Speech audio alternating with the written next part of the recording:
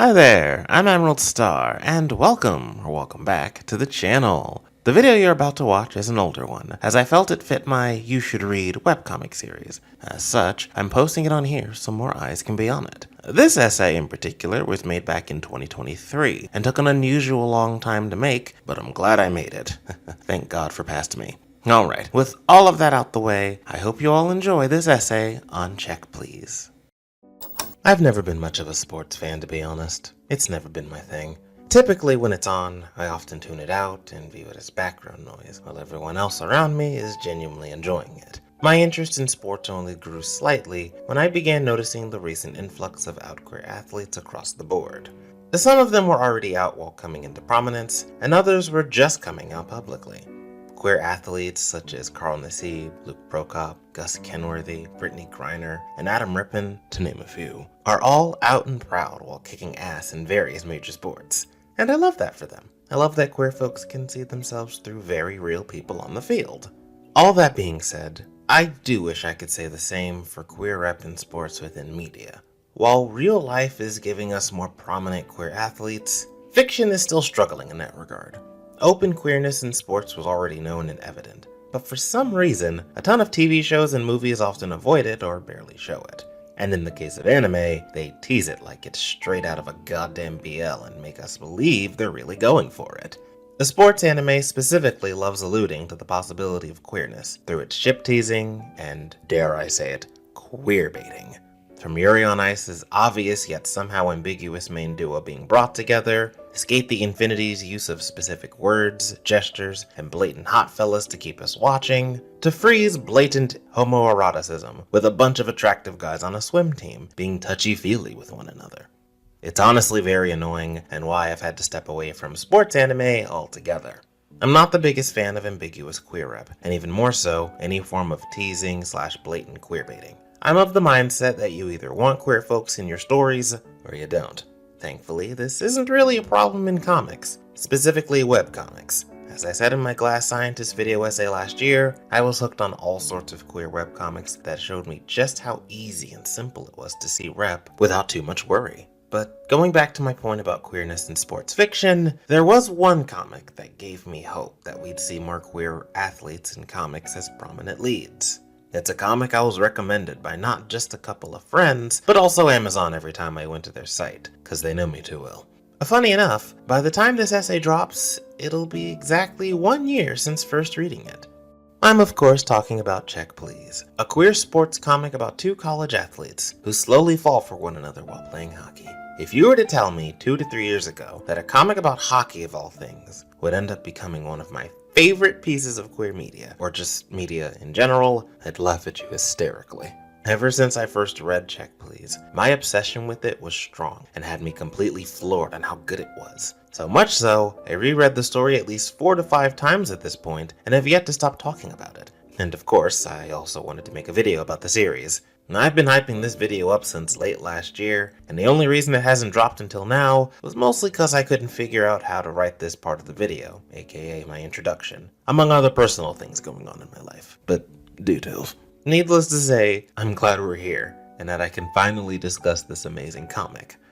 With all of that being said, I'm Emerald Star, and here's why I believe you should read Check Please.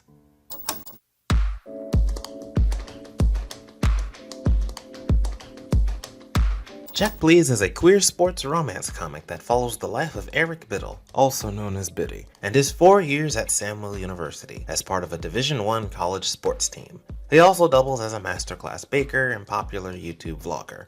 Along the way, Biddy befriends a ton of his teammates and begins coming into his own as both an individual and hockey player. During all of this, he specifically befriends his team's captain, Jack Zimmerman, and quickly develops a huge crush on him. Jack also quietly has a crush on Biddy as well. Following some will they won't they hijinks, Biddy and Jack end up dating one another, and we see their relationship blossom into something special while facing all sorts of trials together.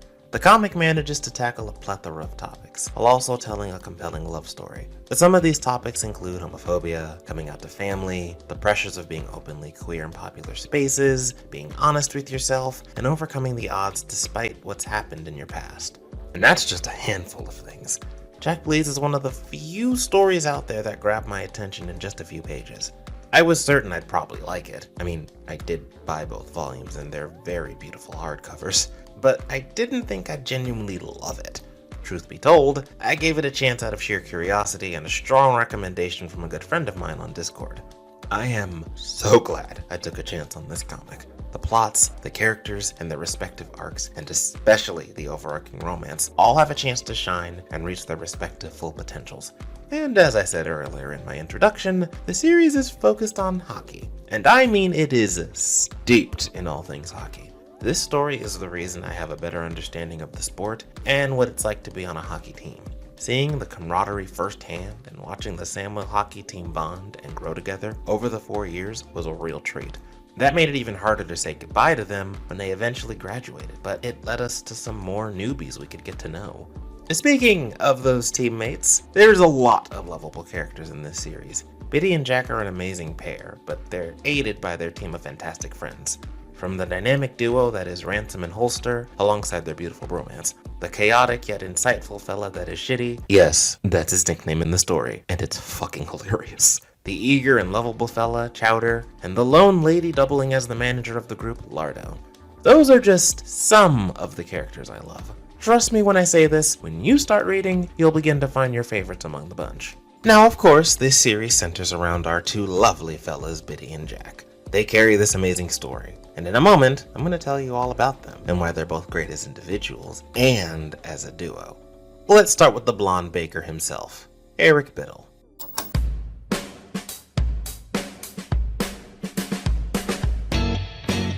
Eric Biddle, or Biddy as I'll be calling him going forward, is our main protagonist in this story.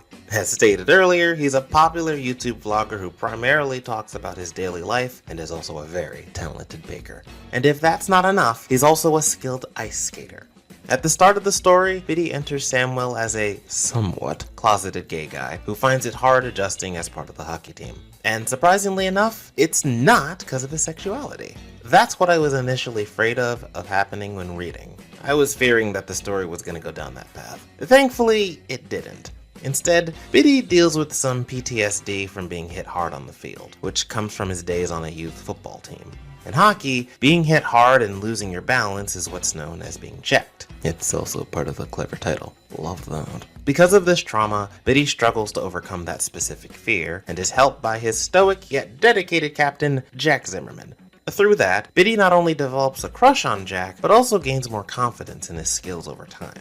Biddy is known to be a very positive guy who has his own sense of style and quickly showcases said style through his changes at the hockey team's shared house. He's also a shameless Beyonce stan, and for that alone, we have no choice but to stan. Despite the positivity and happy-go-lucky attitude, Biddy also goes through his own struggles. As stated earlier, Biddy was somewhat in the closet upon starting his freshman year. By that I mean, he's out of the closet to himself and to his viewing audience, but not to many folks in his life. Biddy eventually comes out to his teammates, and from there, he's far more comfortable around them and grows closer to them as a result. What makes Biddy so compelling throughout the story is that he comes off as your typical gay guy. He's a bit flamboyant, is very good at baking, loves Beyonce and everything that she does, and is swooning over a guy he assumes is straight. But what makes him stand out from all of that is how he's so much more than that. Oftentimes, queer men can feel a bit stereotypical, and they can sometimes fall into these tropes that make them less interesting and more annoying. Biddy is nowhere near annoying, and is instead a nice look at a gay guy who, up until going to college, had yet to meet any other gay people. He's from down south and lived in a neighborhood where he was the lone gay, and didn't really make that known to anyone but himself up until college. It's no wonder he found himself down bad for Jack so quickly. As the story goes on, we get to see Biddy face the challenges of being openly gay, especially when his relationship with Jack kicks off and becomes public knowledge. When Jack graduates and joins a Major League Hockey team, he and Biddy agree to keep quiet about the relationship. Eventually they both slip up, on national TV no less, and it leads to a lot of underlying fear for Biddy on his end. He has to confront the inevitable conversations he'll need to have with his parents, two folks he hadn't come out to yet. Thankfully, everything is good with his mom when he comes out to her. His dad, however, is where things get a little more complicated. Although Biddy's dad is seemingly okay with him being gay, they're struggling to accept that him and Jack are anything more than friends. In a scene that is still heartbreaking to read, Biddy calls his dad out and asks him to simply say that he's not messed up for being gay. I'm sure plenty of queer folks out there can relate to a moment like that, where you hope for the best, but fear the worst when it comes to coming out to family, especially parents. I can relate to that hard.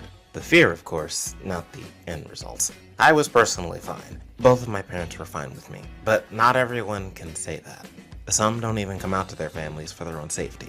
Biddy never really thought about coming out to his parents and facing that reality until he found love with another guy.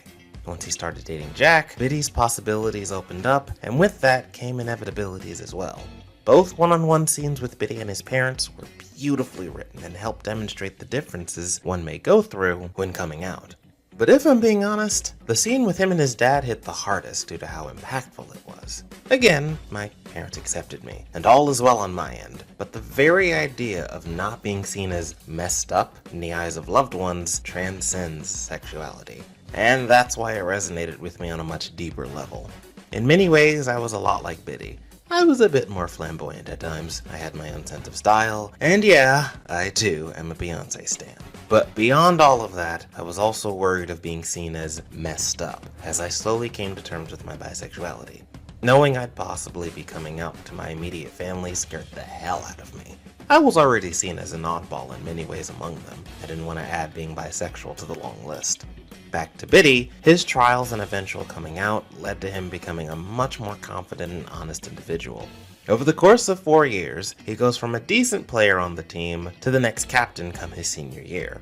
Compare freshman Biddy to senior Biddy, and you see a major difference in who he is. He is a lot more in command and knows damn well who he is. He gets to showcase being a fantastic leader among his peers and deal with the obstacles that come his way. And it all culminates in a scene that essentially sums up all of that growth and development, aka when Biddy gets checked on the ice.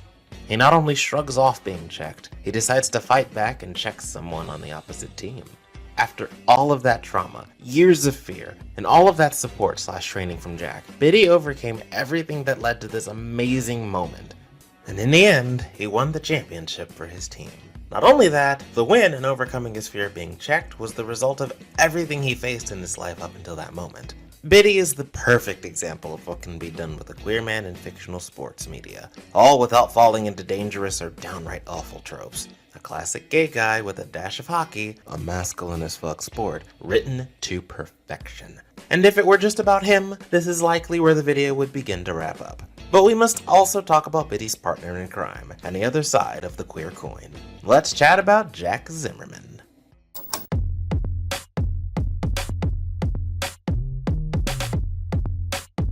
Jack Zimmerman is the deuteragonist in the story, and starts off as a seemingly stoic hardass who's all about being the best captain he can be. Biddy immediately catches his attention at the start of the story, and helps them work on overcoming their checking fears on the ice. These early morning skates ultimately bring him and Biddy closer together. By the end of his junior year, Jack has become a lot less of a stoic, and shows a lot more of his kinder/humorous side. He also gets a second opportunity to be the team's captain through a unanimous vote by his teammates, including Biddy. Mind you, Biddy experienced a bad check mid-game because of Jack's decision-making, and yet they still voted for him to be captain again. From this point on, Jack begins bonding with Biddy more during his senior year, and they become really good friends. Ha! They must be really good friends. I see what I did there. Throughout his senior year, Jack is assisted by Biddy in sorting out what he'll do next upon graduating. Not only that, Biddy is also there as Jack's emotional support, as he goes through it when falling short of the championships yet again. We get to see more moments of emotion from Jack as a result, and it's those moments specifically where I found myself liking him a lot more than I initially did.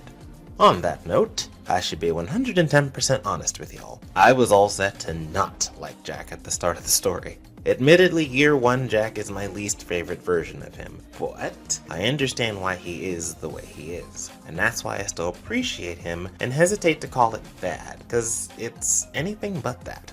He comes off as a bit of a stoic with a cold shoulder early on, and there's a perfectly good reason for that.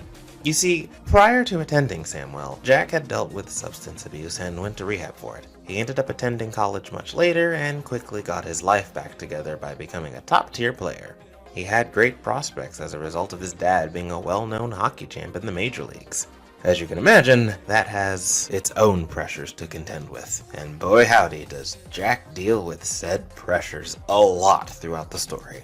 Anytime Jack loses a big game or fails to do right by his team, he's shown to feel really bad about it. And like I said much earlier, Biddy eventually becomes that go-to person he could lean on during those breakdowns. Those moments helped me warm up to Jack a lot more. It helped me understand what he was going through and empathize with his journey to finally achieve his own victories. From year 2 onward, Jack opens up a lot more and we begin to see him loosen up a bit. He's less stoic, but you can still tell he tends to hold back how he really feels at times, and that's just part of who he is overall. Jack is a very focused individual set on becoming a Major League Hockey player and making whatever team he's on proud. So much so, he often brushes off his own happiness and doesn't think about much else going on in his life. A perfect example of this is when Jack deals with an ex from his past, aka Kent Parson. From what we can gather, Jack had previous relations with Kent while they were playing together, and unfortunately things fell off hard between them when Kent got drafted into the major leagues while Jack went down his own path. After a confrontation with Kent at a party, Jack brushes it off and tries to move on from what happened. It's not until Jack and Biddy are dating, later on in the story, that the former opens up about said relationship with Kent and how that affected him years ago. That brings me to my next point actually. Jack and Kent had somewhat of a relationship, but neither of them were really out or open about it, and you begin to grasp that through dialogue and the fact that everyone around them assumed they were just besties who used to play hockey together. Once again, they were really good friends. Such good friends, I tell you. Totally not dating. I mentioned in my introduction that I'm not a fan of ambiguous queer rep in media. For me personally, it can come off as one getting away with not confirming anything specific and possibly baiting the audience. And on the opposite end of the coin, the homophobes can claim it's not gay and that queer folks are reading too deep into it. Even worse is when the creators either have to confirm or not confirm to even validate someone's mindset. When the rep isn't clear enough and leaves you guessing from beginning to end, that's the kind of ambiguity I can't stand. This is why I have a tough time getting into sports anime that exhibit those very obvious queer undertones, but never pull the trigger. So what makes Jack different from the bunch? Glad you asked, if you did. Jack is different from all of the rest due to him striking a balance of perfect ambiguity, while also being clear as to which way he rolls. Instead of him being put in an ambiguous box, it's his sexuality that's left a mystery. His sexuality is never really specified in the story as far as I know, but we know for a fact that he's queer. Jack doesn't really put a label on it and just likes who he likes. Instead of worrying that he'll bait us all series long, he's allowed to be a queer man who's very clearly had relations with men and women based on the dialogue stated throughout the story. The funny thing is, we don't get an idea that Jack may like Biddy mutually until late in his senior year. We begin to see them hang out a lot more, yes, but it's not entirely confirmed. We know that they're best friends now, but nothing has implied that they've thought of much else beyond that. On the day Jack graduates from college, he's encouraged by his dad to make a move, and we end up getting a beautiful scene between him and Biddy. Without too much dialogue, Jack takes a leap of faith and kisses Biddy. Not once, not twice, but 3 times. And my god, it's double take-worthy. It's such a well-executed moment. Quick note, I want everyone to know that as I was typing this part of the video, the song Latch by Disclosure came on my playlist, and I just couldn't help but giggle as to how perfect of a song this was to hear during a kiss scene of all times. Oh god. Coincidences happen more than you want to admit sometimes, I swear. I find Jack to be a perfect example of what can be done with ambiguity when it isn't used to bait or leave things on the cutting room floor. Instead, it's used to not put a label on queer folks, but still make it clear that they are in fact queer in one way or another. Jack goes from a stoic who's closed off to someone who's a lot more lively, happy, and far more content with where he is. And he has Biddy to thank partially for that. In fact, both fellas help each other out all throughout the story, and it's why I view them not just as great individuals, but also great as a duo. They made each other better people while dealing with their own respective journeys.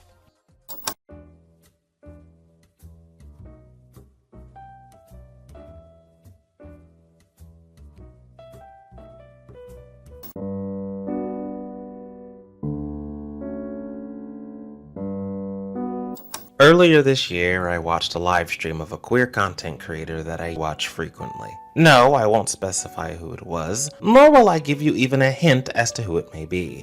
We don't do that here. I'm using this as a point for the video. Nothing more, nothing less. Anyway, let's just say they brought up Check Please when they were suggested to read the comic when looking for more queer stories. And each time they were recommended the comic over several live streams, I heard a similar sentiment each time. Check Please is too wholesome, too sweet, or too saccharine. I'm paraphrasing that statement, of course, but it went along those lines. And any time I heard that, I'd be a bit bothered. Never mind if they weren't interested in reading the comic or not, that's whatever, to each their own. The issue comes in where they decided to call the story too wholesome for their liking. Let's be clear, Check Please is in fact very fucking wholesome, but it's so much more than that. To completely write off the story without really giving it a chance just comes off as a bit narrow-minded in my opinion. The series is definitely on the sweeter side of queer stories. There are no tragic gays, no barrier gays, no full-on homophobia from the main cast, and there's a lot of easy resolves littered in there.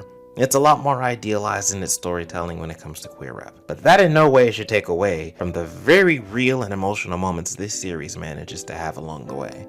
Biddy's 4 years at Samwell aren't a cakewalk whatsoever. Homeboy deals with an overarching journey via his fears of being checked, being more open about his sexuality, and just being far more honest about what it is he wants out of life. And he slowly becomes a more confident badass as a result, having overcome any and all obstacles. Jack starts off as a stoic who slowly opens up his heart and lets himself feel things more often, while making a name for himself over the course of 4 years. And as a duo, Biddy and Jack are a perfect summation of what can be done with queer men while facing the challenges that come with being out in such a big and public way. Hell, Jack being an out athlete reflects what I'm certain many queer athletes in real life may have gone through themselves.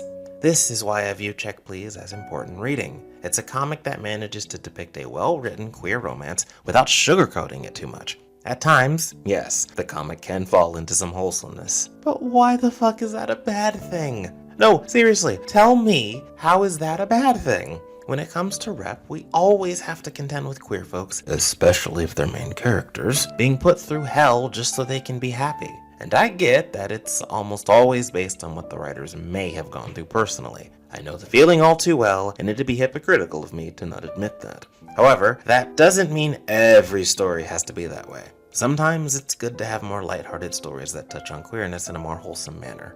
Many types of queer stories can and should exist. A queer retelling of Dr. Jekyll and Mr. Hyde should be allowed to exist while tackling underlying internal homophobia and resisting feelings in a time where being queer is dangerous. A story about two queer black men and a supernatural car should be allowed to exist as it discusses coming to terms with oneself while also dealing with tragedy in more ways than one. A story about high school boys who find love against all odds should be allowed to exist and thrive. And that's especially true for a story about two fellas on a college hockey team realizing they love each other while learning to love themselves a lot more openly and honestly.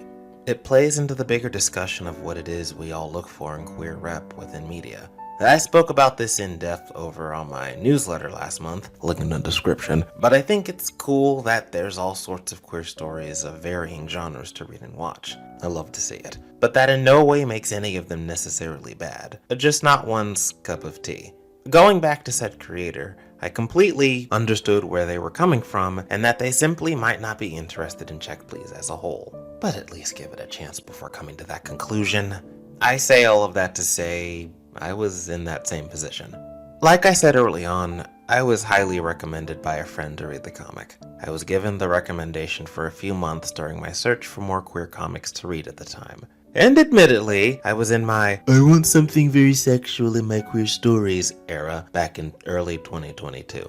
I felt a lot more comfortable seeing queer men be more sexual, and anything less simply wasn't for me or deemed too wholesome in my eyes, and I wouldn't even give it a chance. And while there are plenty of stories out there, I began to feel bad for how I came off when I brought up the kind of stories I wanted to see. Yes, everyone has a preference, and there's nothing inherently wrong with how I felt. But in my mind, I was worried that I didn't give those stories a chance. It's a big reason I didn't give Heartstopper a chance until 2 months ago. Having read Check Please and Heartstopper, I'm of the mindset that even the most wholesome of queer stories can be just as important as the ones that lean into more serious/fantastical elements. If anything, I realized that both stories were more of my liking. I still like my more risque stories that lean into more sexual/mature themes, but now I'm a lot keener to reading some more lighthearted stories. I've come to accept that I like more variety in my queer stories, and that is why I can't recommend Check Please enough, folks. I was recommended the series and gave it a chance, and now I'm fully obsessed with it. So much so, I'm still hooked on this damn story even now a year later. This video could have easily been left to rot in purgatory, and almost was, not gonna lie. But I knew I wanted to talk about the comic here on the channel, but I'm honestly glad it took this long to make the video, because I definitely needed the extra time to really process what this story meant to me. Check Please is most definitely wholesome, but it's also part heartwarming, part dramatic, and all parts perfectly executed in the realm of queer romance and queer stories overall. It really doesn't miss in any department in my opinion.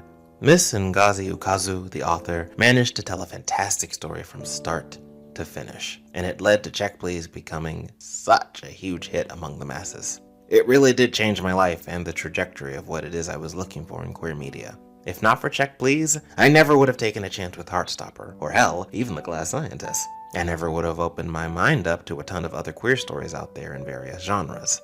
I'm thankful that I took a chance with this series and got to read about Biddy and Jack's beautiful romance. And that's why, I can't stress this enough, you should most definitely read Check Please. Give it a chance. You won't regret it.